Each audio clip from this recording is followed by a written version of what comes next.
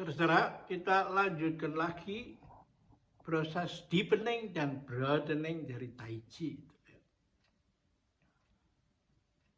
Dan saya lalu ingat yang seperti di slide yang lalu, yaitu the butterfly effect. Gitu. Dalam fisika kuantum itu dijelaskan fisika gelombang bahwa kalau di Amazon itu ada seekor kupu-kupu yang mengepakkan sayapnya pada saat yang tepat, maka akan terjadi tsunami di seluruh dunia itu. Inilah makanya kita bisa mempunyai teknologi gadget,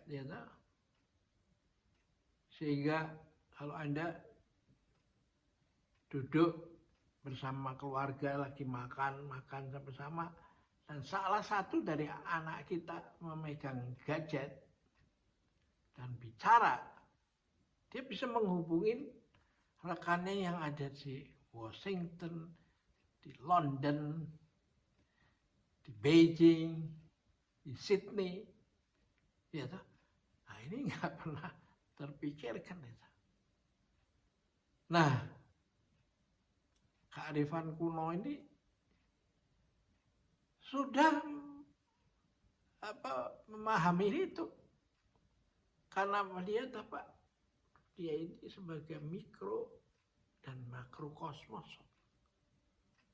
Sehingga di Nusantara ini sudah dapat pendapat bahwa kalau you tahu sangkan paraneng dumadi, manusia itu dari mana asalnya dan mau menuju kemana dalam hidupnya, itu maka Anda akan sampai pada satu ide memayu hayuning bawono itu. Cantiknya manusia tergantung pada cantiknya dunia. Cantiknya dunia tergantung pada cantiknya samudaya, seluruh alam semesta. Nah ini kan butterfly effect-nya versi Nusantara kan. Nah, bagaimana bisa saya sampai pada membahas itu, sampai pada apa yang saya katakan ini. Nah, pada tahun 70-an itu ada buku yang dikarang oleh Fritjof Capra itu, The Tao of Physics itu. Bahwa alam itu adalah satu kesatuan yang menari. Mengembang, mengempis. Melibatkan yang dari yang mikro sampai makrokosmos itu. Nah, dia sudah warning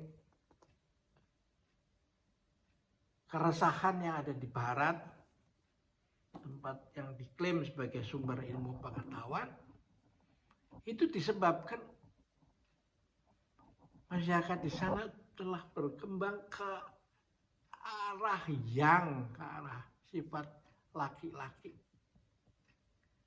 yang sudah sampai pada puncaknya sehingga terjadi krisis, lalu kembali kepada sebaliknya ke arah yin.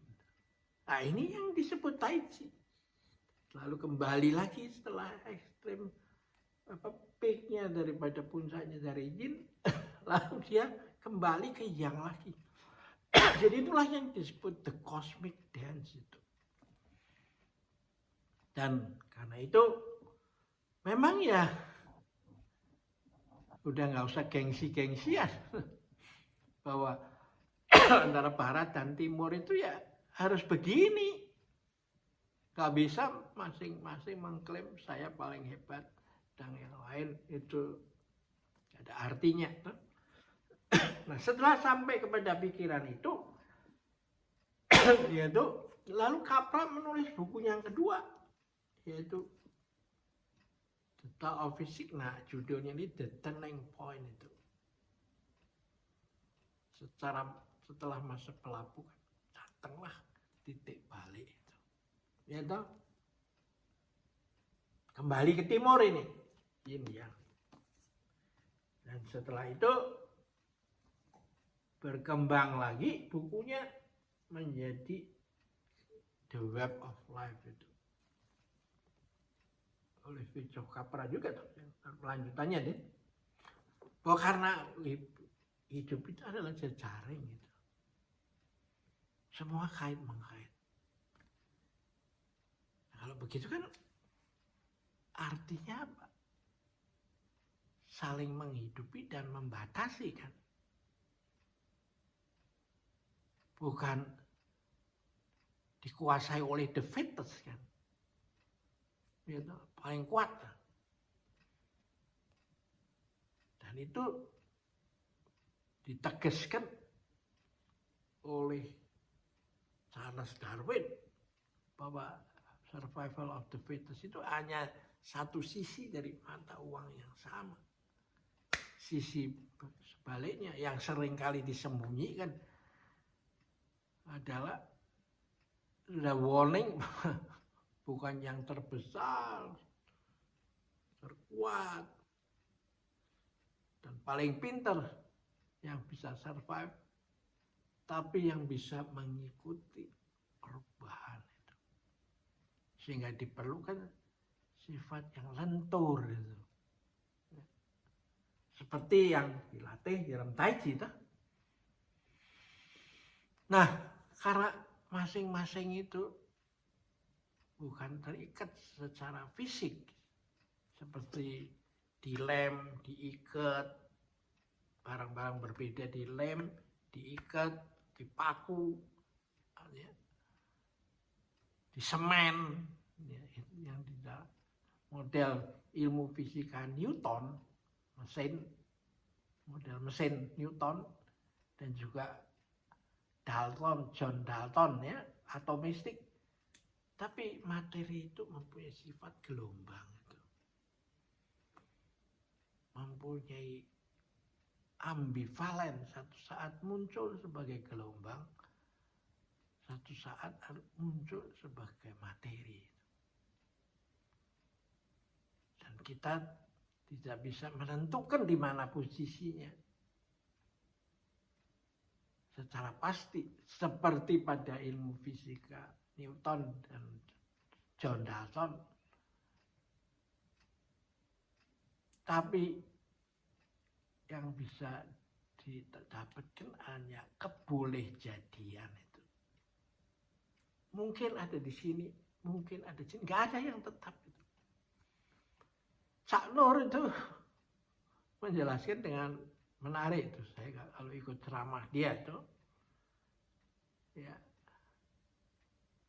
ngaji lah di Universitas Paramadina itu sebulan sekali kalau nggak salah itu. Cak Nur memberikan, Kholis Majid memberikan ceramah-ceramah tentang ini, hubungan ilmu pengetahuan dan agama toh. Dia mengatakan seperti Anda menjemput anak sekolah itu, anak Anda ke sekolah, pulang dari sekolah. Mula-mulanya dari TK itu ya diantar sini, pulang sini, SD kelas 1 begini, SD kelas 2, SMP begini. Setelah SMA Anda jemput seperti biasanya, kenapa anaknya nggak ada? Nah, kita nggak tahu di mana. Hanya kebolehjadian. Mungkin dia sedang jajan di warung dekat sekolahan itu. Mungkin dia sedang bersama temannya ke rumah, berkunjung, diajak temannya ke rumah temannya. Atau dia sedang jalan-jalan karena mau membeli buku tulis gitu. Jadi hanya kebolehjadian. Nah, inilah saya akhirin dulu sampai sini. Ya. Ada hidden connection, ya.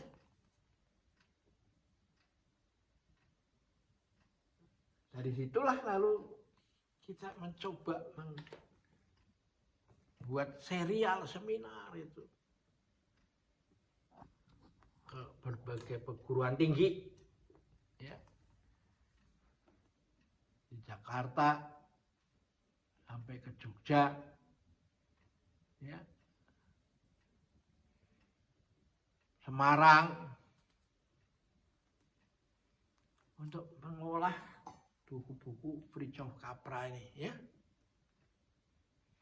Nah, hasil seminarnya yang pertama, ice breaking-nya itu adalah menghasilkan buku visi baru kehidupan itu. Diselenggarakan di Prasetya Mulia, IMPM, Institut Manajemen Prasetya Mulia, yang hasil daripada yang didirikan oleh para konglomerat di tahun 1900 yang sebagai akibat daripada setelah terjadinya peristiwa gerakan 30 September itu tuh. Nah, ini semua pengusaha itu berkumpul dan mendirikan di Jimbaran itu, ya, di Bali, dan melahirkan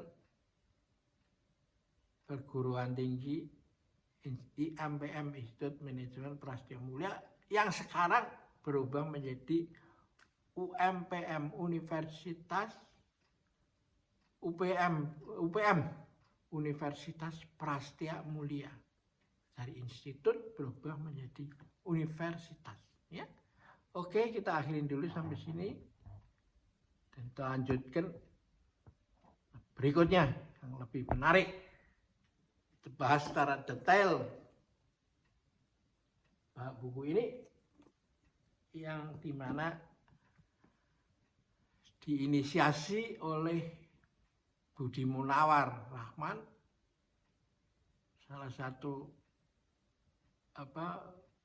penerus pemikiran Cak Nurcholish Madjid, dan Eko Wijayanto yang menjadi dosen filsafat di Universitas Indonesia.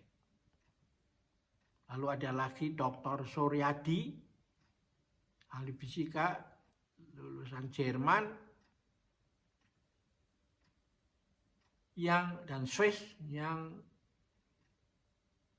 menjadi dosen di IMPM, Institut Manajemen Prasetya Mulia, ya. Oke, sampai jumpa lagi.